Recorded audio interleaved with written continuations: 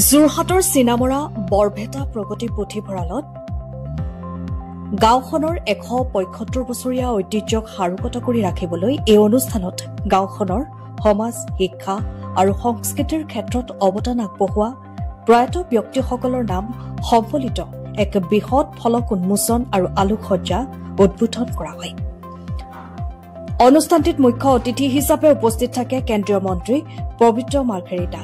লগতে উপস্থিত থাকে অসম ঔদ্যোগিক আন্তঃগাঁথনি উন্নয়ন নিগমৰ অধ্যক্ষ শান্তনু পূজাৰী, চিনামৰা জাতীয় বিদ্যালয়ৰ সঞ্চালক দিব্যজ্যোতি শৰ্মা, যোৰহাট ক্ৰীড়া সন্থাৰ সাধাৰণ সম্পাদক জুল খাউণ্ডসহ বহু বিশিষ্ট ব্যক্তি।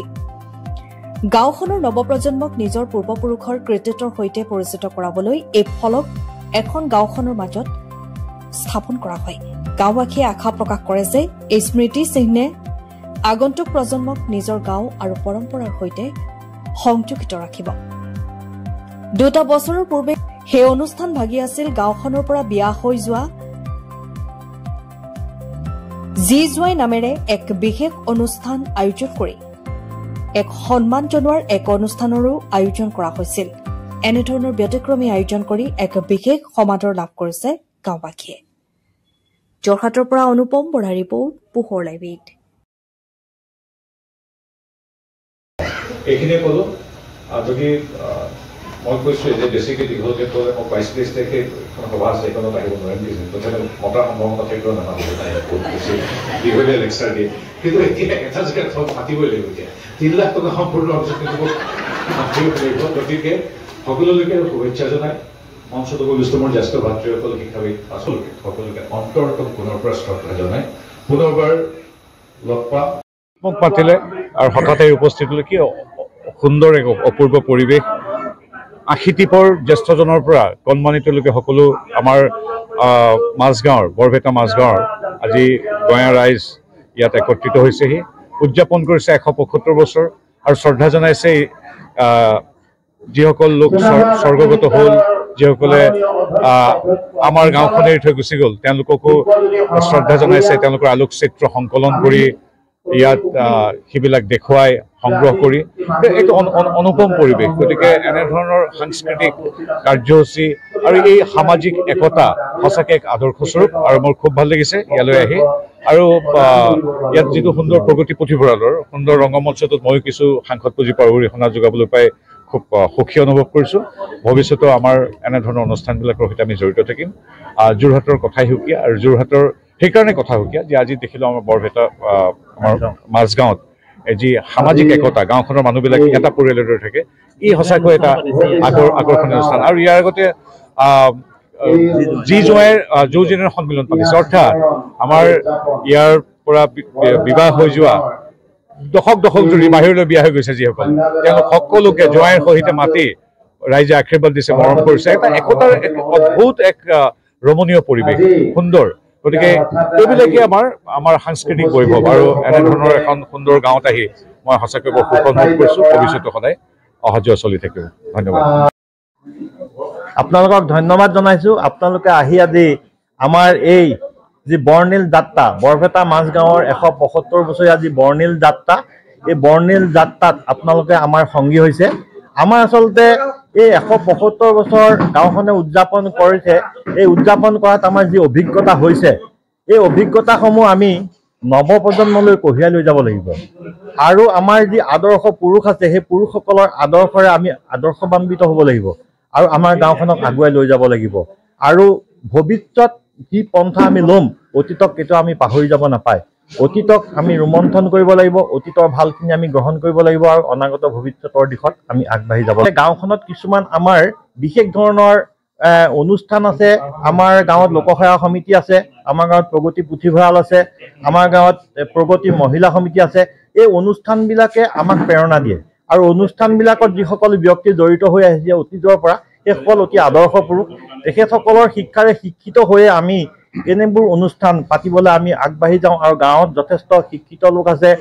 এই শিক্ষিত লোকসকলে, সমাজকৰ্মী লোকসকলে আমাক সদায় প্ৰেৰণা দিয়ে আৰু এই প্ৰেৰণাৰ ফলস্বৰূপে আমি যোৰহাট চহৰৰ পৰা মাত্ৰ 5 কিলোমিটাৰ নিলগৰ বৰভেটা মাজগাঁৱৰ 175 বছৰৰ ইতিহাস সোঁৱৰণিৰ বাবে উভতি চাওঁ আমি যিটো অনুষ্ঠান, সেই অনুষ্ঠানৰ আজি শুভাৰম্ভণি কৰিছে এখেতসকলে।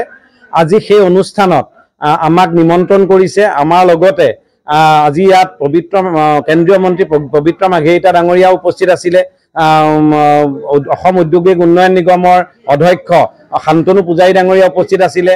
আজি ইয়াত যোৰহাট জিলা ক্ৰীড়া সন্থাৰ সম্পাদক জুল খাউন ডাঙৰীয়া উপস্থিত আছিলে।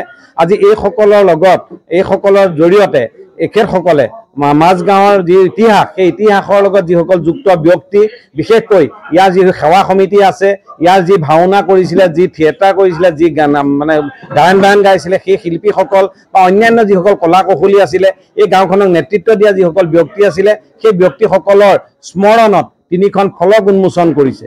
আৰু সেই ফলককেইখনৰ জৰিয়তে এখেতসকলে দেখুৱাইছে যে সামগ্ৰিকভাৱে ইতিহাসটো আমি কেতিয়াও পাহৰি যাব নালাগে। আৰু এখন দেশৰ যেনেকৈ ইতিহাস গুৰুত্বপূৰ্ণ, তেনেকৈ এখন গাঁৱৰ ইতিহাসো গুৰুত্বপূৰ্ণ। 175 বছৰ যে অতিক্ৰম কৰিলে, সেইটোৱে আচলতে এই গাঁওখনৰ কাৰণে আটাইতকৈ ডাঙৰ ঐতিহ্য। আৰু বৰভেটা মাজগাঁৱৰ এটা ডাঙৰ ভাল গুণ হ'ল যে এখেতসকলে অতীতক কেতিয়াও পাহৰি নাযায়। বিগত বছৰত এখেতসকলে যি জোৱাই সন্মিলন পাতিছিলে অসমত প্ৰথমবাৰৰ বাবে। চাওঁ আমাৰ গাঁও শীৰ্ষক এক অনুষ্ঠান, এক ব্যক্তিক্ৰমী অনুষ্ঠান আজি বৰভেটা মাজগাঁৱত অনুষ্ঠিত হ'ল। এই গাঁওখনত 175 বছৰীয়া যি ইতিহাস, এই ইতিহাস স্মৰণ কৰিছে।